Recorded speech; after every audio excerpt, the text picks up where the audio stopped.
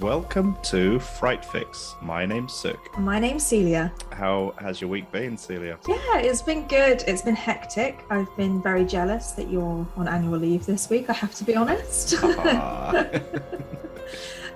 So yeah, again, very glad it's Friday. I'm sure I'd like to say you've had a fun week off, but even if that is just relaxing, I think that's pretty fun. Oh yeah, just Netflixing my whole life away. So I mean, that's what a break is supposed to be about. Oh man, yeah, it's been a bit annoying because it's been raining a bit more than normal this week. So it always seems to happen every time I take a week off. That's the week it starts raining. Yeah, it happens every time. But it's a good excuse to literally do nothing except for watch horror films and eat junk food and not go outside unless you have to take the dog out.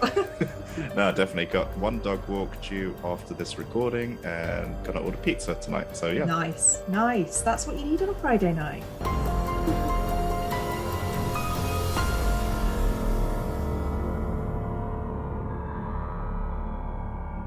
So this week, we'll be reviewing the 2021 horror film written and directed by Shari Berman and Robert Pulcini. Or is it Pulcini? I don't know, but yeah. Either.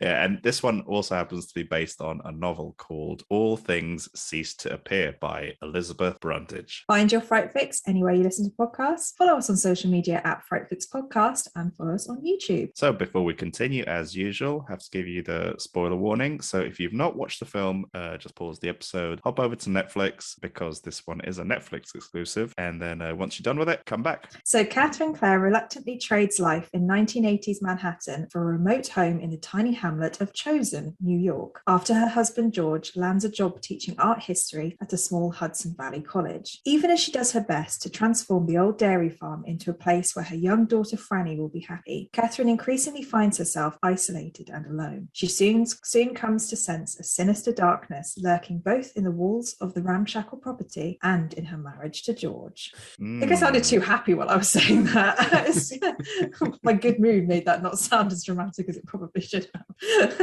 No, this is leading the audience into a false sense of security. Yeah, the sinister place has got so many secrets.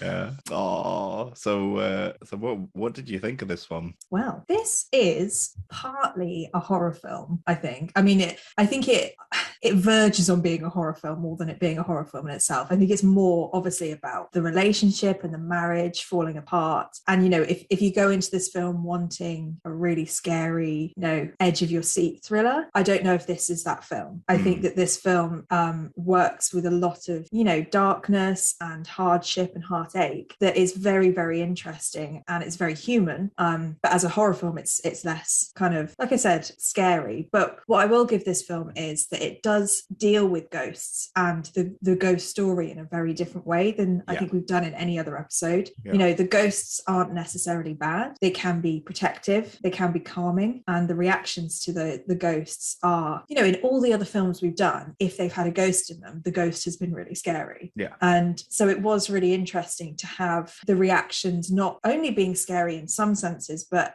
for other bits, it was like, almost like, yay, we've got a ghost. Like, I'm so glad that we have this. So it's a really interesting twist, I think, on the ghost story. And, same goes for the haunted house aspect of it. You go to this isolated, creaky old house that has a really dark past, and you're thinking, right, yeah, typical haunted house. But actually, the house becomes something to be desired throughout the film. Like, a lot of people talk about embracing those houses that have had dark pasts as blessings because they have these kind of spirits in them that want to reach out. And it has a different way of thinking about the scary side of these horror films. And I think that's, it's quite interesting to watch and quite unexpected, actually. I think this film kind of navigates through being a horror film in a very, unique way. And I really liked the eclectic style of like the 80s and kind of suburban America in some senses. It's a Netflix film, so it's got really high production value. I mean, I feel like the set and the camera and everything was just really satisfying to watch. And it is kind of what I expected when I saw that it was a Netflix kind of special. I was like, okay, this is going to be a high budget one. But I think they did it, pretty well in the production value sense of it. So yeah, that's kind of my first first initial ramblings of what I think about this film. What about you? I think you kind of read my mind on some of it, so I'll just end up repeating some of the stuff you said. But one thing where I probably have a differing opinion to you is the film felt more like an extended TV show to me rather than like a movie. Yeah. To me, it didn't feel very cinematic. It felt to me maybe like 3 Netflix episodes kind of stitched together. Right. And it kind of almost felt like 3 separate episodes where the first act was a bit kind of slower and it kind of was just establishing who the characters are and whatnot. And then the second episode is where the marriage starts to fall apart. And then the third episode is where just kind of hell breaks loose and, murdering seems to begin to happen. Just be the norm. Yeah. I suppose in any movie there's a 3-act structure with most of them, but with this one it might just be my mind playing tricks on me, but it just felt like that. With the first part of the movie felt like a bit of a ghost story and kind of like what's going to happen next. But then so to me it didn't feel like a movie. It kind of felt like an extended TV show. It kind of gave me the same vibes that like a show like Ozark does. I don't know if you've seen it. Yeah, I love Ozark. Yeah. I'd only ever seen the first season of it. I've not got around to keep watching it. Keep going. I'm not going to go off on a tangent because it's not horror based, but fair keep enough, going. It's really good. That's so interesting. But you know how like Ozark, it kind of like obviously it starts off with the family, but then it starts introducing other characters and showing things from their point of view. This played out like that a little bit. Yeah. But that's not a negative. It's just in my mind, it didn't feel like a cinema movie, just a home made for TV type thing. But that's kind of what it is, really. It's the first time I'd ever seen a ghost that's bound to electricity. Yeah. The first time I'd ever seen like an electromagnetic ghost, and that seems to have an impact on the lights and the radios and everything. So I don't know, maybe someone who's a bit more clever and knows more about ghosts might have an explanation for it and say maybe they are tied to electromagnetic fields and like whatnot. The waves. Yeah, but this one seemed to be exclusively tied to light bulbs and radios and whatnot. The whole thing, especially the second half, and I apologize if I'm going to roll over into any of your thoughts, but I'm just going to say it. The whole thing reminded me of The Shining. I had that, did not clock with me until you just said that. As the words were leaving your mouth, I was like, I know what he's going to say, and I didn't think about it before. yeah. But I felt this had way better character development, and this isn't as chilling as The Shining to me, at least. It's not as harrowing in terms of like, I feel like the audience go through quite a lot in The Shining by the length of it, but you're right. It does have those elements to it. Yeah, so I thought this had better character development and story progression, and you can kind of see the decline in the relationship, whereas with The Shining it just kind of happens. Like 1 minute they're okay, next minute they're not. But with this one you could kind of see a steady decline, and even to the point where you see a guy wielding an axe in the end, Wow, I feel really dim. Like, I didn't think about that. I mean, it only just came, if there's any consolation, it only kind of came to me after I'd kind of turned the movie off. So like a pondering of it.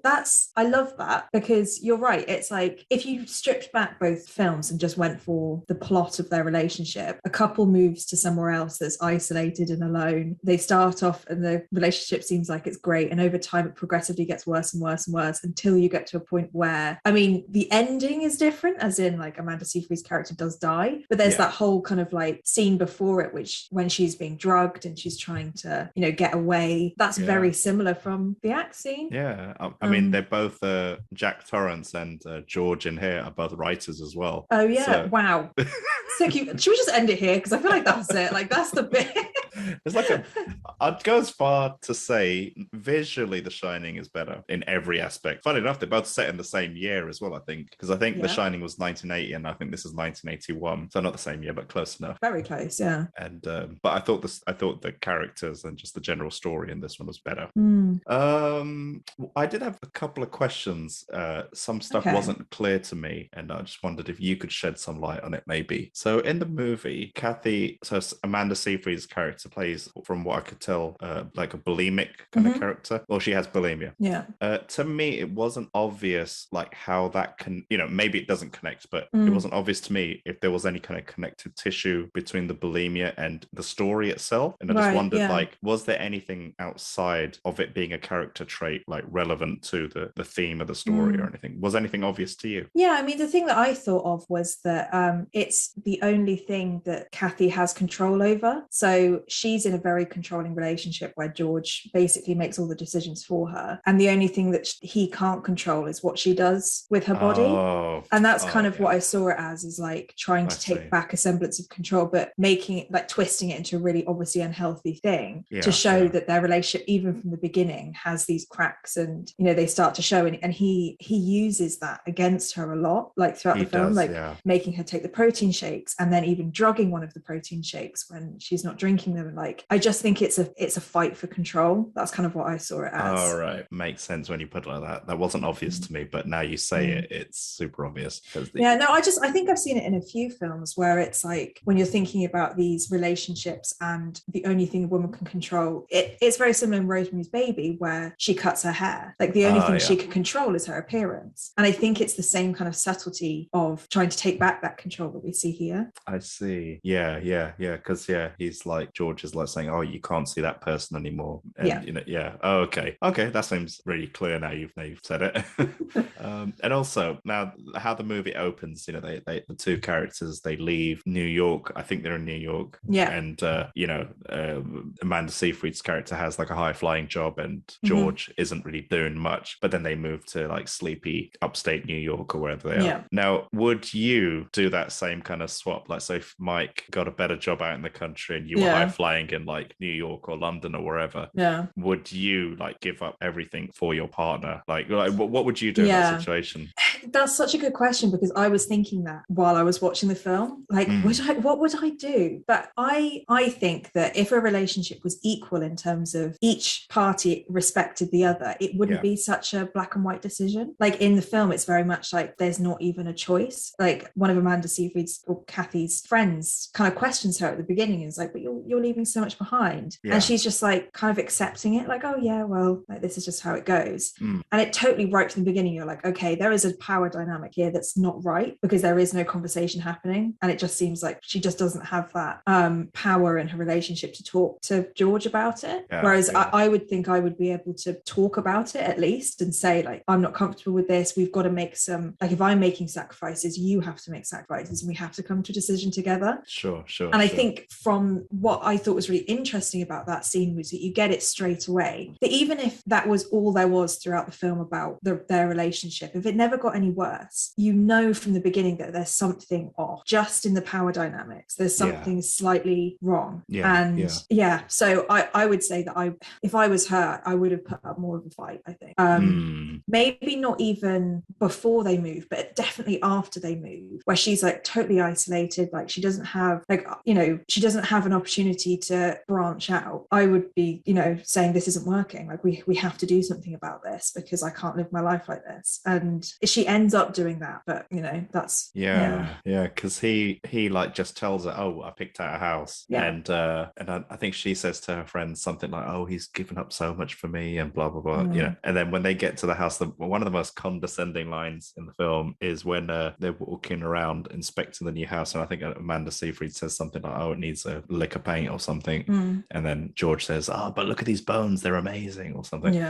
But then he follows up with telling the estate agent or the realtor, like, "Oh, my wife is a professional art restorer, she'll have this place down." And I'm just thinking, like, they're like almost two totally different skills. Like, you just blanket said, "Oh, she does art, she knows so she can do that's such a good point. It's like imagine like telling a Hollywood filmmaker, like taking him to your friend's wedding. "Oh, he's a Hollywood filmmaker, he can film this wedding, he can be the videographer." They're like two totally different skills. 100%. And like, he never says to her that she should pursue her art, a restoration, while they're there. He doesn't do anything to try and help her at all. Like, doesn't talk to the college about any work or anything like that. And it just feels so slimy and creepy. I mean, I'm saying that looking back at the film, because I know how it ends, but throughout the film, I think it's subtle in ways that make you not think that he's the bad guy from the beginning. I feel like it's subtle enough to be like, okay, where is this going? Like, he's clearly got some bad controlling traits, but like, how far is it going to go? Yeah. I think that's quite a good thing about this film, is it doesn't overtly do that right from the beginning, but you pick up on these little things that really nag you, and he does it a lot. Like, there's so many different ways that he asserts his control, like when he drives really fast in the car. Oh goodness, that You bit know, annoyed the hell out of me. Yeah,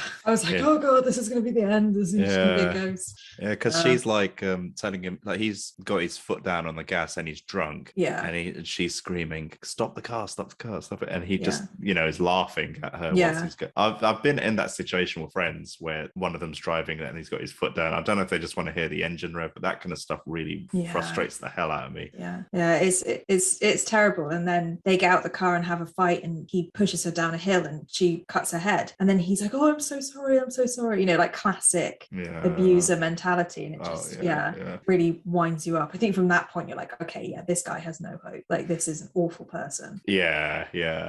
And there was this one shot where when they're walking around the house, I think they're in the barn, and I think the camera's from above and they're talking to each other about something. And I thought maybe there was an intention of her turning the barn into like an art studio or something. I don't know why I thought that. Maybe I was just inventing dialogue in my head or something whilst I was watching it. But there's a few things in this movie which happened. Well, I mean, I'll mention a couple more later on, but where they kind of show it, but then there's no follow-up. Right. Yeah. But anyway, yeah. Yeah. Well, what did you think of like the acting in terms of, the relationship between George and Kathy and the other kind of supporting characters? What did you think? I thought they were all fine. I mean, Amanda Seyfried was great. Like, I thought she was great, and I felt almost that I was suffering with her throughout the film. Yeah. So yeah, she was spot on casting. It's weird because with her, I struggled to shake off the Mean Girls thing with her. And I'm the same. I think I always have done with her, and it's the same with. I mean, to be honest with you, with the other girl, the one from Notebook,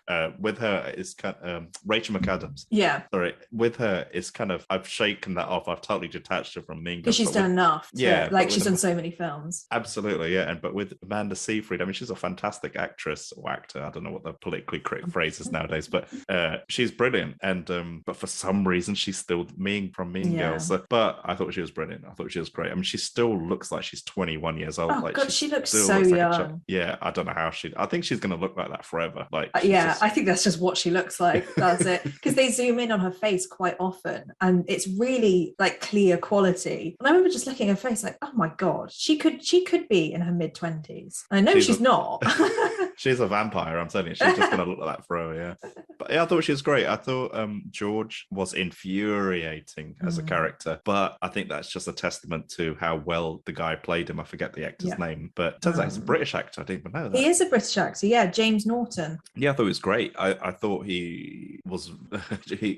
Anytime he was on the screen, I mean, he held my attention, and he was the kind of villain of this piece, and even the two kids, the two kids that come and do house chores from two local boys, Cole, Eddie and Cole. Yeah. I thought they were good. I mean, I thought maybe when they first rocked up to their front door, I thought maybe these kids are going to cause trouble. Something's going to happen. Yeah. As soon as they knocked on the door, I was like, okay, they have a connection with this house. Like, they're either going to rob them or they're trying to, like, I don't know, mess with them in some way. But it's kind of nice that they didn't. It's kind of wholesome that's not what happened. Exactly. Because at the beginning they were so nice and sweet, like saying, we're here, we'll help you, and we're the cheapest in town or whatever. Yeah. And I thought, are they just saying this to kind of drive city people back out of their village or something? I don't know. I thought there was something there, but no, it turned out they were just two very good boys. Yeah, they were so nice, like babysitting Franny, and they were just so lovely. I thought that they were going to be used as, like, they would do something and then Kathy would tell George and George wouldn't believe her, and that would be like what the relationship would be, is like, oh, they're stalking me, or like they keep coming in the house, and he's like, oh, don't worry about it. Like, that never ended up happening. Yeah, but other than that, I thought the cast was great. I really liked F. Murray Abraham's character, the head of the art department. Yes, Floyd DeVeers, whatever his name is. Yeah, I thought he was great. I mean, I like F. Murray Abraham anyway. Like, when I saw him in the opening credits, I was like, okay, if he's signed on to this film, this must be a good movie, because he's like an actor. Yeah. And it had the girl from Stranger Things in here as well. It did, yeah. Is it Natalie Willis. Dyer? I don't know her real name, but Willis. Willis Howell. Well, that woman's like, it could be a man's name. When Kathy's character takes a book back to the library for George in it, and they say, oh, it's actually been taken out by Willis Howell. film. And Yeah. obviously Kathy's like, who's that? And then Yeah. the nice librarian's like, it could be a man. It's a unisex name. Yeah. But yeah, I had no complaints about the acting or the casting, and I thought everyone was good. I mean, yeah, that's a pretty underwhelming thing for me to say, but it's, yeah. What about yourself? Yeah. What were your opinions on the performances and Yeah, characters? I totally agree. I think James Norton's character as George, you know, it's a really good fit when it's someone that's quite charming and charismatic in certain ways, and they're the ones that end up being, you know, these horrible, violent, vile people, because it just proves that anybody can be that way. Like if they'd chosen someone who's quite brutish and, you know, from an exterior quite aggressive, it's such a different character than this one, because this is so scary when he starts to turn and you start to find out all of these horrible things about him. It's almost worse because he's quite disarming. So I think they cast him really well in this. And I think the relationship that they created between Kathy and George was really, really realistic in my head. Like I don't have many points of reference, but it felt like a proper married couple. And I, like you said, I felt so much with Amanda Seyfried's character because of the way that she showed her emotions and the way that she reacted to George, and just like it wasn't over dramatized, their relationship where they're throwing things at each other and they're screaming. Like the fights were silent sometimes, like they just wouldn't talk to each other, or it was, you know, underhanded comments or things that kind of just go unspoken. And I thought that made it feel really real. They didn't try to make it this kind of over dramatized scene ever.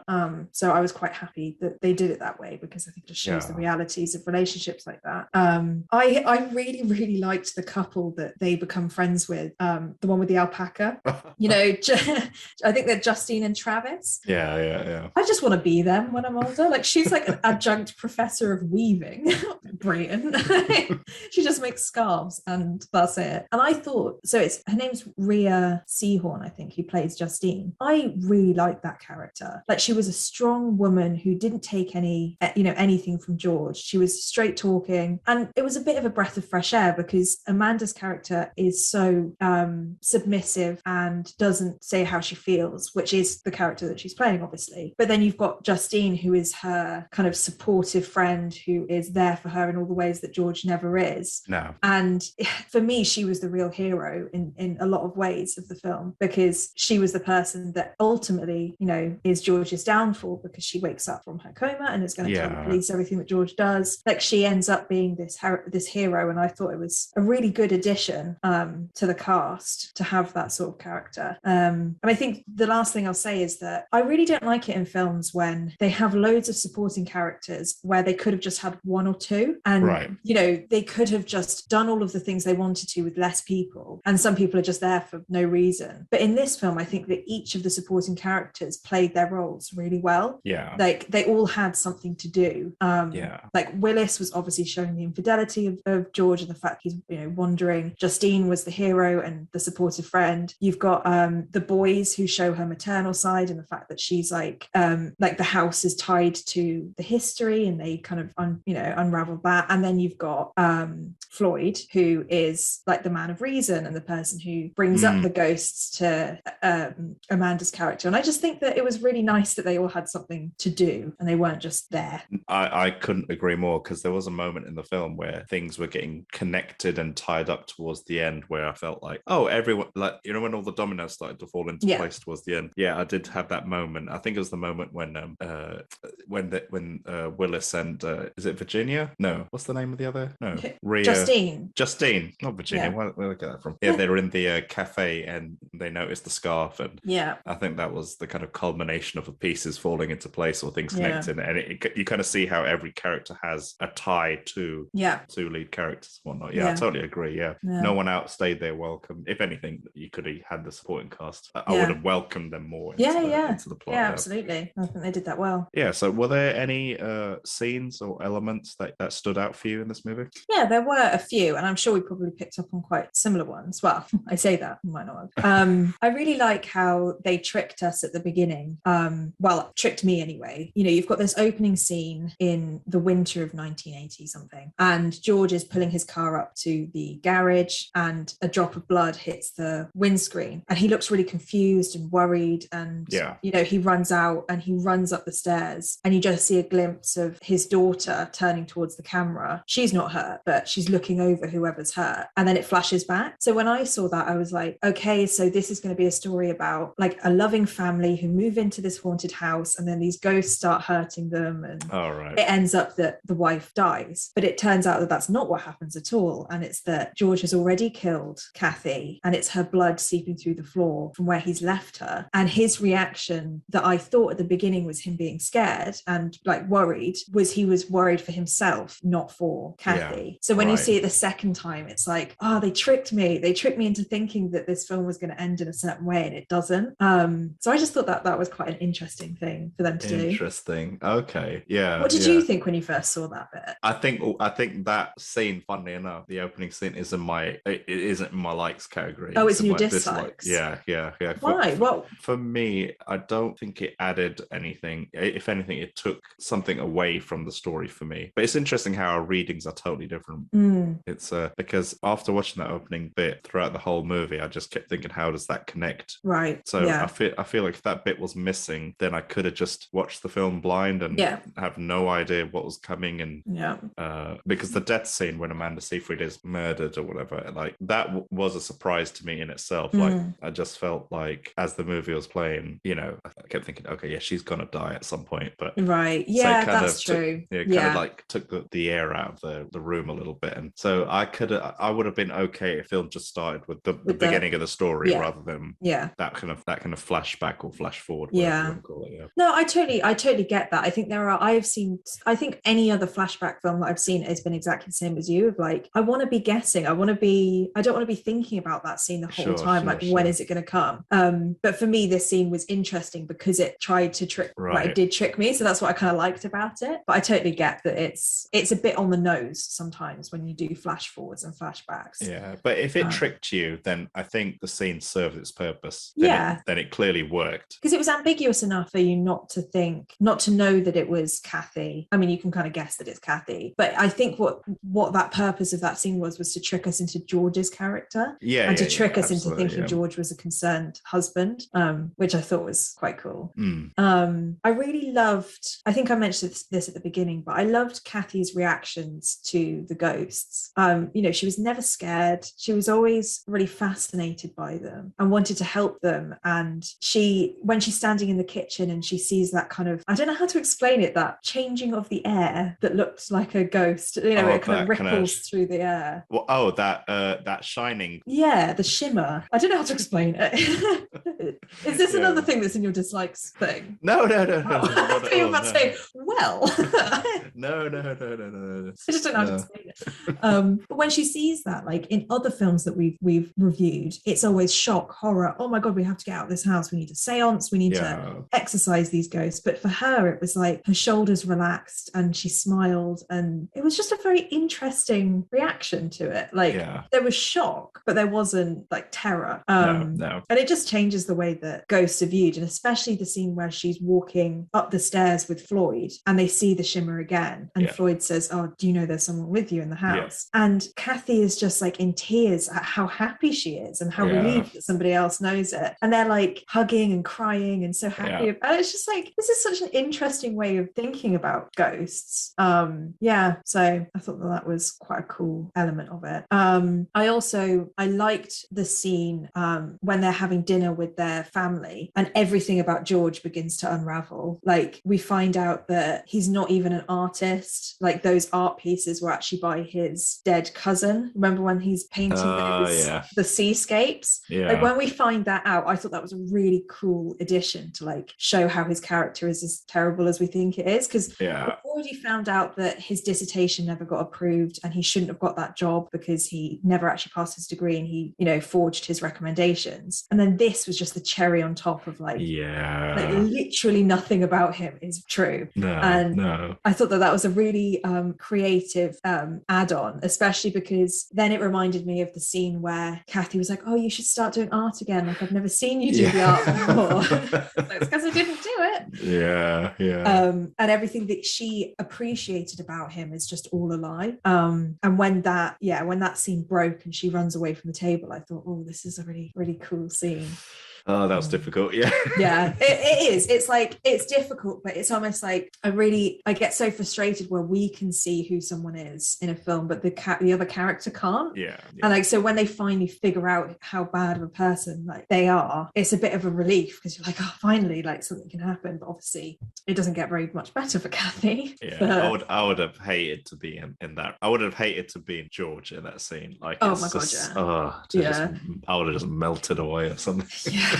I mean, it's his fault. He shouldn't have done any of that stuff. And then the last bit that I thought was really harrowing was the scene where Kathy gets drugged and she's by the car and her legs start weakening and she's screaming for help and her vision starts to blur and she's like crawling towards the house. And there's just, I mean, I think that's Amanda Seyfried at her best in terms of acting ability. She was incredible. Like, that's a really hard scene to be able to do. And I was quite surprised actually about how well she acted that, because it seems like that's the acting of a seasoned pro of thrillers and horrors. And I never thought of Amanda Seyfried as that kind of character. Like you said, she's from Mean Girls, she's from Mamma Mia. Like, she's always had a bit more of a rom-com like background. So when she was doing that, and she's kind of crawling towards the house and she gets up the stairs and she's trying to find her daughter, and then she ultimately gets killed by George. The whole thing is so heartbreaking, and you just don't know what's going to happen next. And I just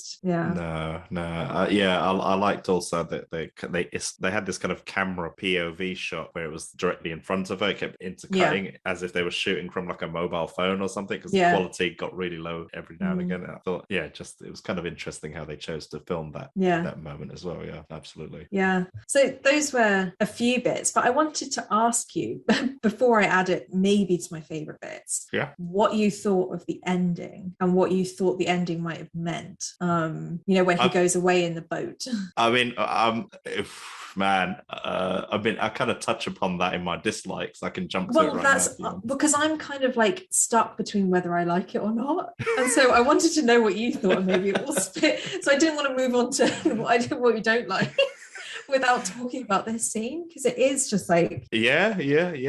I mean, I'm happy to talk about it. It's one of my kind of key dislikes about this film was probably the ending, and just how some of there was this kind of the domino pieces were falling in place, everything was going well, and then suddenly it just kind of went sideways for me a little bit. Like, I really wanted George to get caught. I wanted, there was a lot of things that went wrong in the end for me, like Willis never, I'm kind of mumbling my words now, but when they're looking for evidence to prove that George did it, the police officer he says to Cole, like, I need something to connect the dots, and he says to his wife, I just need evidence to point, we all think George did it, but we have no evidence or whatever. And then there was a moment where Cole storms into the police station and screams that it was George, he did it. He tells Cole, give me some evidence. And I thought what was going to happen was, give me motive, give me something. I thought he was going to go get Willis and tell the police officer, we had an affair, but that didn't happen. Like, and then why on earth the lady in the coma, Justine, sorry, I keep thinking her name's Virginia for some reason. Like, why on earth Justine called up Cole and left a message, called up George and left a message with him, so it's going to tip him off. She should have just gone straight. She could have just gone straight to the police, and then police could have stung him somehow and creeped up on him and arrested him. And also I was thinking, did George kill his parents like at the end there? Because he was like saying something and he said, oh, they're all holding you back, they're all, it was always them. I don't know, man. I for myself, I really wanted him to be captured, and I wanted some justice to be served, and that for me would have done it.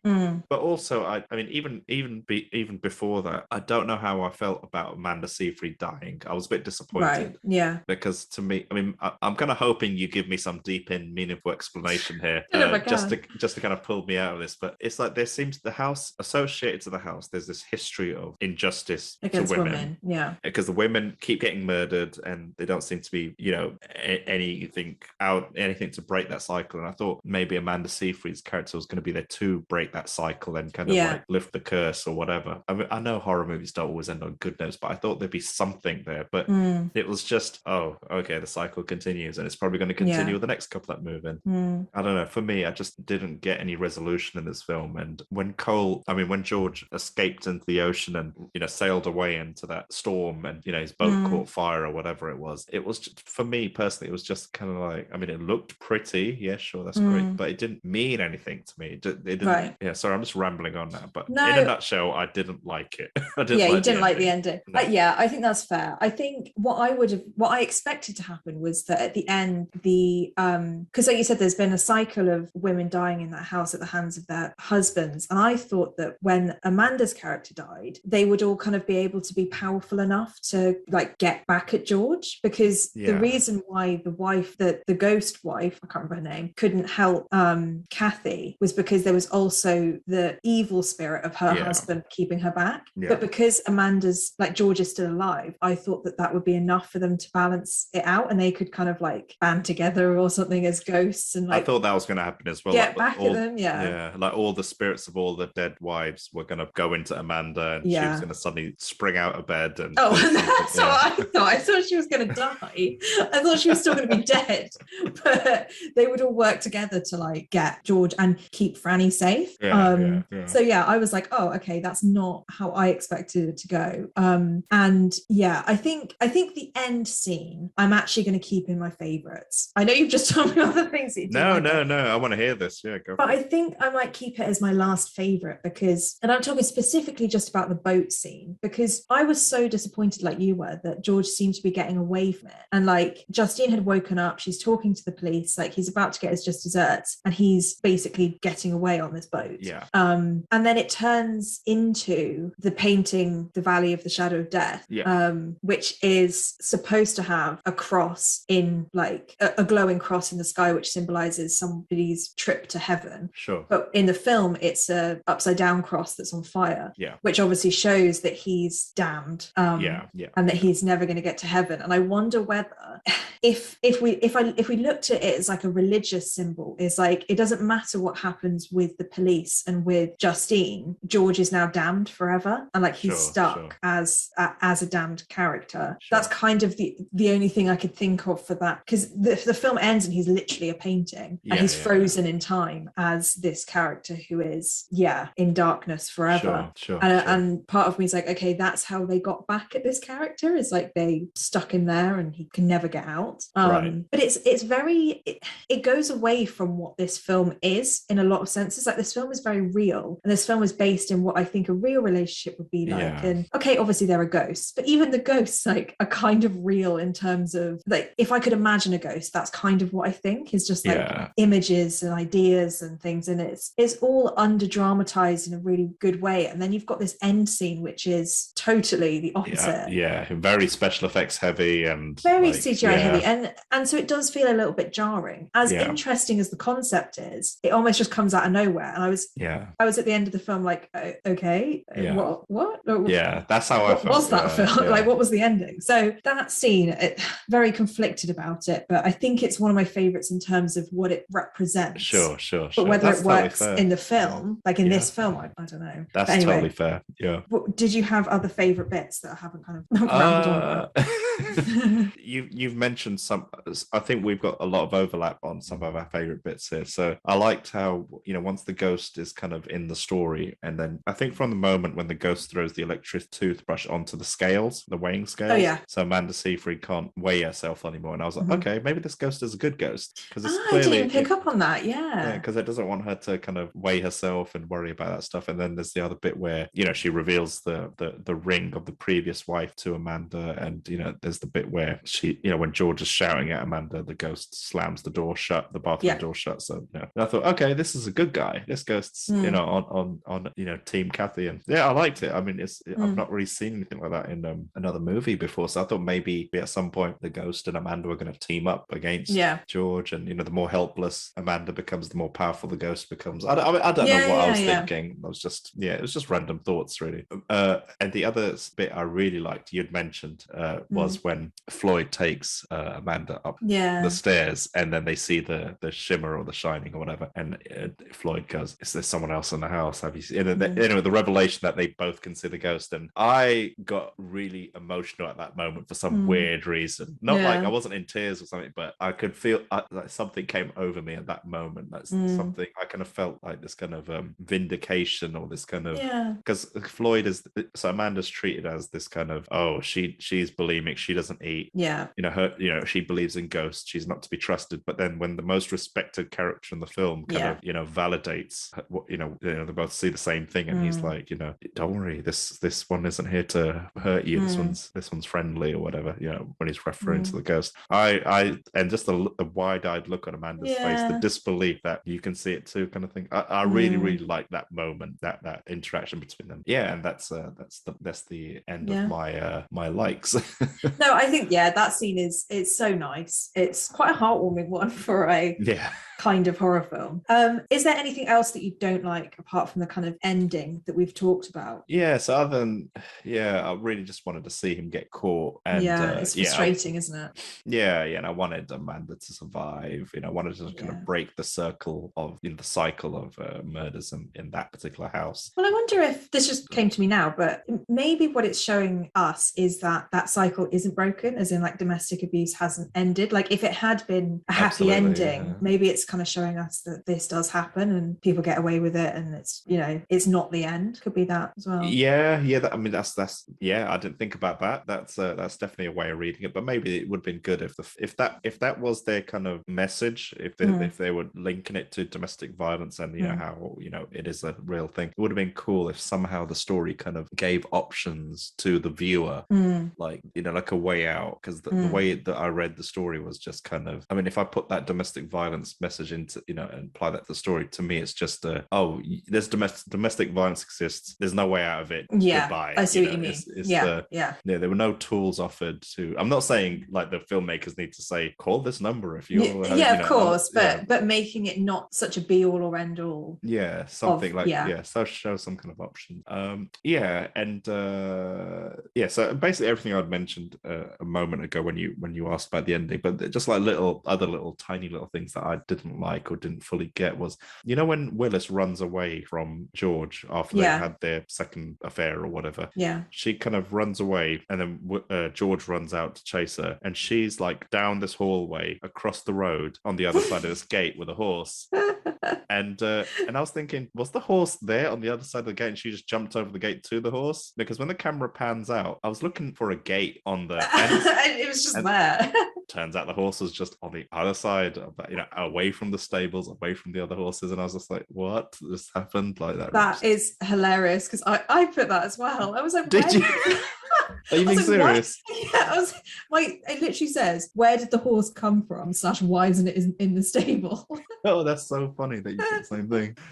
And I didn't like the whole, when the ghosts are whispering like, oh, this life and the next and blah. I don't know. Throughout the movie, the ghosts were just whispering kind of things to Amanda, and I didn't like any of it. I didn't like any of it. I don't even remember what they were whispering now, but I didn't like the ghosts talking. Right. Yeah. I just found that a bit kind of cheesy and a bit kind of like, shut up. Like, it's just too. Oh gosh, I'm drawing a blank now as to what they were saying, but I just wish they shut up. Yeah, there was a bit that I picked up on where the other one, the other ghost was like, I'll protect your daughter, and like you've protected my family, and da da da da. But she doesn't actually do anything. Like, she doesn't protect the daughter.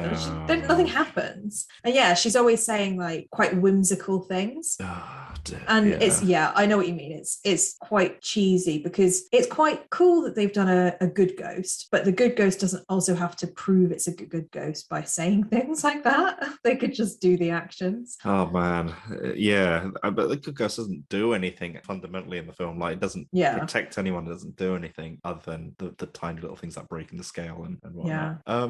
The last thing on my list of kind of dislikes was, or no, this is more disbeliefs more than anything. But you know, when she starts pulling that, when she drops the ring down the sinkhole, and then she starts pulling out like an alien or a fetus with the little or something. eyes, yeah, and I thought, oh, it's that kind of movie. Okay, there's gonna be monsters in here or something, but we never refer back to it. But as soon as she pulls that thing out, when it opens its eyes, she gets scared, and the first thing she does is she puts her hands on her face like this.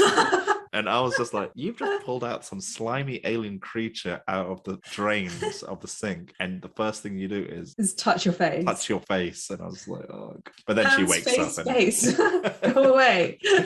Yeah. Man. But then she wakes up and turns out it's just a dream anyway, so it doesn't really matter in a dream, I suppose. But yeah, well, that was one bit I didn't like about this film at all. I was like, what's the point of that dream? Like, I understand that dreams can sometimes just be the most random things ever, but it had no bearing for me. Maybe I'm missing like something, but for me it was like, why? What was that for? No, it's what I mentioned earlier. Like, there was just so many things that happened in the film that are just never touched upon again, and that just happened to be another one of those. And it was so out of the realm of what this film is, kind of like the painting scene at the end, that it was so jarring. And like you, I was like, okay, this film's taking a turn that I didn't expect it to. Like, I was about to write like how cool it is that they've completely done something really random, and then when she wakes up and it's all a dream, I was like, oh, okay, well, it's not anything then. They just, I don't know, did the directors just want to do something with body horror for like a few seconds? They had some money left over and decided to build an animatronic to make, like, because I thought alien. It was like a kidney, or like you said, like a fetus or something, and I was like, but I don't know, it was just, it came a bit out of left field for me. Absolutely, and I do get annoyed when I can't figure out what the meaning is. And I can't, so I'm annoyed. No, I'm with you on that. Yeah. So what's your Fright Fix rating for this one?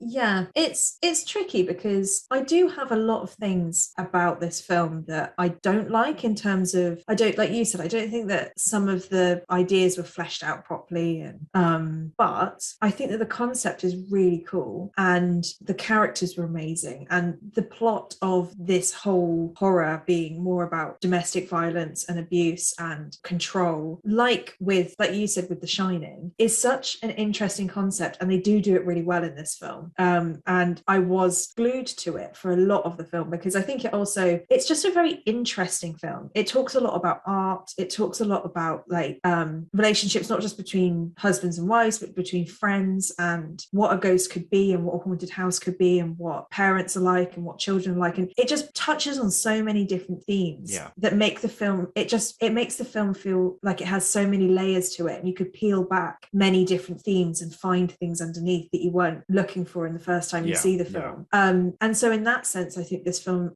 so much effort has been put into making this really dynamic, and I'm sure everybody could watch this film and have a completely different idea. You could hate it if you were looking for a horror film that just gets you so scared. It's not that at all. I mean, in my mind, it's barely a horror. It's not scary. It just uses a ghost. And so I wouldn't even call it a horror film at all. I would call this a story about a relationship and the troubles within it. Okay, now I have to think of the rating after I say all of that. I think I'm going to give it a this is a really hard one. No, just say what you feel. I think I'm going to give it an 8 out of 10. Oh damn. Which is really high. It was between 6, 7 and 8. I think 6 is too low, and I think I could give it 7, but I've been thinking about this film for a few days, and it has stuck with me in many different ways. And I think like we have seen films that I'm really excited to see. I would recommend it to everyone because it's just like really scary and really interesting and really cool. But this is the sort of film where it's just stuck with me, and I'm thinking about it, and I'm interested in the characters, and it left me with something, and I think I have to give it quite a high score for that. Sure. If we were talking like, is this a horror film, I'd give it like a 3 out of 10. This is not a scary film. This is Yeah, not yeah. your typical horror film, and I wouldn't class it as such. But the film on its own, to be honest, I think your reference to The Shining has like hit the nail on the head. It is The Shining, but with better character development. Yeah. Like less interesting production value and set style, but it's got that same root. So if you have seen The Shining and you like The Shining, I would recommend this one as well. And thanks, Suk, for making that connection. That's all right. What about you? I'm glad you recommended we watch this film, because I don't regret watching it. Like, I didn't dislike the film. I actually, if anything, I really enjoyed it. Like, I like the story, I like the drama, I like all the different characters. It just played. I felt like I watched like a season of a TV show in a 2-hour time slot. But my main problem with the film is I just didn't get the closure that I wanted. Yeah, not even close. Like, for me, it's I really liked what you said about the painting and the references to the religious references or implications of how it ended. But for me, it just wasn't enough. Like, the whole film played out very down to earth, very kind of realistic and everything, and just that ending it just came out of nowhere. And when the credits started rolling, I was like, no, come on, man. I just didn't feel like there was any real resolution in the film, and I think that's where it dropped the ball. Like, I thought the film was very entertaining. I was entertained throughout, actually, and it wasn't scary at all, really. And I just think what they should have, there's just things in this film I think they should have stripped out and maybe just focused in on a bit more, because there's a lot going on in the film. Like, strip out a few things and maybe focus in on making even just the initial encounters when the family realizes there's ghosts in the house. Maybe make more of a thing of that. Like, how I just felt like this is a good ghost thing just happened a bit too quick, and maybe you can draw that out a little bit more. And and I just wanted some kind of justice in the film. I wanted George to get his serve his sentence in whichever way, whether he dies or gets caught by the police or something. And I also wanted that there to be some kind of peace in the house, like some kind of and I just so I just a bit annoyed. So for me, I think it's a good movie, but they just dropped the ball on a really pivotal moment of the film. So for me, I keep flitting between two numbers, and I'm probably going to go the lower number. Do it. Just for me, rip the plaster off. For me, it's a 5 out of 10. Yeah, I think that is fair enough. Like, if the ending doesn't work for you, it doesn't work, They did push the boat out a little bit on that. But they did, and it's not going to land for everybody. I mean, I don't even know if it landed for me, but I think it's fair enough to say that if a film is really good all the way through and then they just drop the ball right at the end, like, that is going to lower it, because you don't get anything that you want out of the film. And part of me does think if it ended with the first scene again, where he sees the blood drop on the windscreen and he runs up and he looks really scared, like, if it ended more there, it's a bit ambiguous. It's like, okay, is he now going to get caught? Like, what's going to happen next? Like, if it was more of a cliffhanger, maybe even that could have been better. But I suppose this film shows that spending a lot of time on your film and then not spending as much time potentially on the ending could, like, massively change the way an audience sees a film. We hope you enjoyed this week's Fright Fix. Join us next week as we explore a new horror film. If you have any suggestions of movies you want us to cover, contact us on Instagram or Twitter, or you can email us at podcast@frightfix.com. See you next time.